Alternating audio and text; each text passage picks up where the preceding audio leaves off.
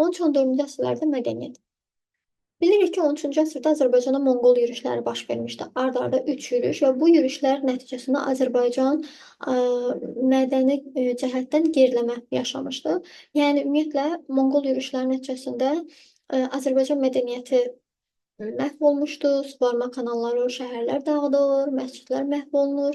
Onların yerinə isə bütxanalar yaradılırdı. Bu da İslam dininə, mədəniyyətə çox pis təsir edirdi. Amma 13-cü əsrin sonunda Qazan xanın İslamı rəsmi dövlət dini elan etməsi və özünü də qəbul etməsi nəticəsində məscid və mədrəsələrin bərpasına başlanılır, yeni maarif ocaqlarının yaradılmasına səbəb olur. Nəsrəddin Tusi Hülakü xanın məsləhətçisi, Abaqa xanın isə vəziri olmuşdu. Ümumiyyətlə, böyük alimin qəbrinin üzərində elm ölkəsinin şaha sözləri yazılmışdı. Onun Zic Elxanə əsəri ulduzların orbitlərinin hesablanmasına, təhriri Oqlidis isə həndəsəyə həsr olmuşdur. Ümumiyyətlə, Nəsrəddin Tusinin əxlaq məsələlərindən bəhs edən Əxlaq-ı Nasir əsəri 100 illər boyu yaxın şərq ölkələrindəki mədrəsələrdə əsas dərslik kimi istifadə olunmuşdur. 1259-cu ildə Nəsrəddin Tusi tərəfindən Marağada rəsədxana inşa olunmağa başlayır və 1271-ci ildə bu rəsədxananın inşası başa çatır. Və 14-cü əsrin əvvəlində isə Təbrizdə Şam-Qazan rəsədxanası fəaliyyətə başlayır. 13-14-cü əsrlərdə Azərbaycanın tarix əsərlərdə yazılmışdır. Hülakülər dövlətinin baş vəziri Fəzlullah Rəşidəddin Cəmiət tarixlər toplusu əsərini yazmışdır və bu Monqol dövrünə aid olan qiymətli bir mənbədir. 13-14-cü əsrdə tarixçilər Fəzlullah Rəşidəddin, Həmdullah Qəzvini, Şərəfəddin Əl-Yəzdinin adını çəkir.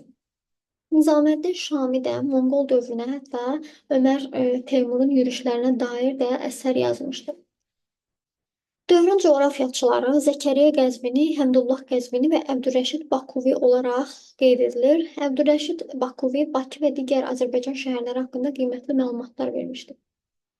Mahmud Şəbistəri də fəlsəfəyə aid dəyərli əsərlər yazılmışdır. Bizim Rəşidi məhəlləsində 14-cü əsrin əvvəllərində Fəzlullah Rəşidəddin tərəfindən mədrəsə yaradılmışdı ki, bu mədrəsə Bağdaddakı Nizamiye mədrəsəsindən sonra Şərqdə ikinci ali təhsil ocağı hesab olunur. Ümumiyyətlə bilirik ki, Nizamiye mədrəsəsi Şərqdəki ən böyük mədrəsə olmuşdu. Mədrəsə nə deməkdir? Universitet. Yəni Şərqdəki ən böyük universitet idi. Ondan sonra ikinci ən böyük universitet, yəni mədrəsə isə Fəzlullah Rəşidəddin tərəfindən Təbrizdə Rəbi Rəşidi məhəlləsində salınmışdı. Hansı ki, burada başqa ölkələrdən tələbələr gəlib təhsil alırdı. 500-ə qədər alim dərs deyir, 7000 də tələbə oxuyurdu. Tələbələrin 6000 isə müsəlman ölkələrindən gəlmişdi. 14-cü əsrin əvvəllərində Fəzlullah Rəşidəddin Təbrizdə Darüşşəfa, Şəfa evi yaratdı. Şəfa evində müxtəlif xəstəliklərin müalicəsi ilə yanaşı, Azərbaycandan, eləcə də yaxın və orta şərq ölkələrindən gələn gənclərə tibb üzrə dərslər də öyrədilir. Məşhur Azərbaycan alimi Məhəmməd Naxçıvani, İbn Sina kimi sağlamlığı insanın əqli və fiziki inkişafının əsası hesab edərək, ölkədə müalicə evlərinin, yəni Darüşşəfaların olması haqqında ətraflı məlumat vermişdir. Azərbaycanın təkcə cənub ərazisində 67 şəfa evi var. Şəfa evi, yəni müasir xəstəxananı nəzərdə tutur. Ölkədə darıxanalar, yəni apteklər də fəaliyyət göstərirdi. Məhəmməd Naxçıvani və atası Hinduşah Naxçıvani dilçilik üzrə qiymətli əsərlər yazmışdır. Bu dövrdə Azərbaycan dili ifadəsi işlənməyə başladı. Yəni Azərbaycan dili ifadəsinin işlənməsi 13-14-cü əsrə aiddir. Ondan əvvəl Azərbaycan dili ifadəsi yox idi. Əsrəddin Əndəlusi Azərbaycanca ərəbcə lüğət tərtib etmiş, Azərbaycan dilinin qrammatikasına dair əsər yazmışdı. Əsrəddin Əndəlusinin Türk dilinin dərk etmə kitabı adlanan 2300 sözü əhatə edən türkcə-ərəbcə lüğəti dilçilik baxımından ümumi əhəmiyyət kəsb edən mənbələrdən biri hesab olunur. Ədəbiyyat və musiqi. 13-cü əsrdən etibarən Azərbaycanda artıq türkcə poeziya nümunələri yaradılmağa başlayır. Ümumiyyətlə, dedik axı, Azərbaycan dili ifadəsi 13-14-cü əsrdə yaranır. Baxın, burada artıq türk dilində poeziya nümunələri yaradılmağa başlayır. Bunun əvvəl bəs əsərlər hansı dildə yazılırdı? Bilirik ki, farsça, ərəbcə, hətta Nizaminin xəmsəsi bilirik ki, türk dilində olmayıb. Yəni bir müddət ərəb işğalı altında olduğumuza görə dilimiz də ərəb dili artıq yazı, yəni ərəb dili olduğuna görə ərəb dilindən istifadə olunur. Artıq 13-cü əsrdə isə türk dilində yazılmağa başlayır. Türk dilində yazanlardan İzzəddin Həsənoğlu, Qazi Bürhanəddin, İmadəddin Nəsimi Ə, bunların adlarını çəkə bilərik.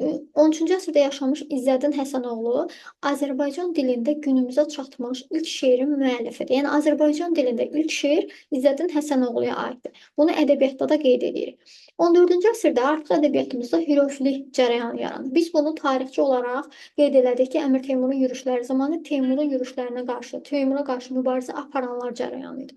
Amma əslində hürufilik fəlsəfi bir cərəyandır. Və bunun əsasını Təbrizli Fəzlullah Nəyimi qoymuşdu. Əslində onun Cavidannamə əsərində hürufiliyin nəzəri əsasları qeyd olunur. Yəni hürufilik nədir? Bunun hamısı Cavidannamə əsərində qeyd olunur. Əslində bu əsər hürufiliyin proqramıdır və Teymurların hakimiyyəti əleyhinə çevrilmiş mənəvi siyasi hərəkat xarakteri daşıyırdı. Onun görkəmli davamçılarından biri də 15-ci əsrdə də yaşamış şair İmadəddin Nəsim idi ki, həm də o filosof idi və onun Azərbaycan dilində divanı var idi. 14-cü əsrdə Suli Fəqih və Mustafa Zərir kimi Azərbaycan şairləri də Quran motivləri əsasında qurulmuş Yusif və Züleyxa mövzusunda ana dilində əsərlər yazmışdı. Yusif Məddəhan Bərqa və Gülşah poeması da ana dilli epik şeirin nümunələrindən biridir. 14-cü əsrin şair və hökmdarı Qazi Bürhanəddin olmuşdu. Qazi Bürhanəddin yaradıcılığını Avropa şərqşünasları Türk ədəbiyyatında dünya poeziyasının ilk örnəyi elan etmişdi. Yəni belə qiymətləndirmişdilər. Bu dövrdə ədəbiyyatda və ictimai siyasi fikirdə humanizm prinsipləri xüsusən qeyd olunurdu ki, bunu da İmadəddin Nəsiminin yaradıcılığında daha çarpıcı şəkildə görə bilirik. Şərq və Azərbaycan musiqisinin inkişaf etdirilib yüksək zirvəyə qaldırılması 13-cü əsrdə Səfiyyəddin Urmavinin adı ilə bağlıdır. O, musiqinin səs sistemi nəzəriyyəsinin əsasını qoymuşdu. Özünün yaratdığı not yazısı ilə səs düzümünü müəyyənləşdirmişdi. Onun başladığı işi 14-cü əsrin sonu, 15-ci əsrin ilk 10 illiklərində Əbdülqadir Marağayi davam etdirmiş və yeni musiqi ritmləri yaratmışdı. Əbdülqadir Marağayi 14-15-ci əsrə aid olan musiqiçi kimi tanınır. Memarlıq. Monqolların ikinci yürüşü nəticəsində Gəncə şəhəri bilirik ki, 1235-ci ildə dağıdılır və 4 il sonra 1239-cu ildən bərpa olunmağa başlayır. 13-14-cü əsrin qovşağında Sultaniyə və Məhmudabad adlı yeni şəhərlər salınır. Bu dövrdə 13-14-cü əsrlərdə yəni memarlıq güclü inkişaf edir. O qədər inkişaf edir ki, Təbriz Memarlıq Məktəbi yaranır. Abşeronda müdafiə xarakterli memarlıq abidələri, o cümlədən Xəzər sahilində də Qazan xanın əmri ilə Ramana, Abşeronda Mahmudabad şəhəri salınmış. Həmçinin Nardaran qalası, Dairəvi Mərdəkan qalaları inşa edilir. Sonra Sultaniyə şəhəri salınır. Olcaydı Xudavəndə türbəsi də inşa edilir. 14-cü əsrin əvvəllərində Təbrizdə Elxani vəziri olan Hacəddin Əlişah tərəfindən tikilmiş Əlişah məscidi sonralar Əş qalası kimi tanınmışdı. Əlişah məscidi ölçülərinə görə o zamanki müsəlman, yəni memarlığında ən böyük abidə hesab olunur. Divarlarının qalınlığı 3 metr idi və bu abidə Təbrizlilər üçün dar gündə sığınacaq. Yəni düşmən hücum edəndə Əlişah məscidinə sığınırdılar. Ona görə də Əş qalası adını almışdı. Dünya muzeylərindəki sənət nümunələrimiz 13-14-cü əsrlərdə Azərbaycanda tətbiqi sənət sahələrdə inkişaf etdi.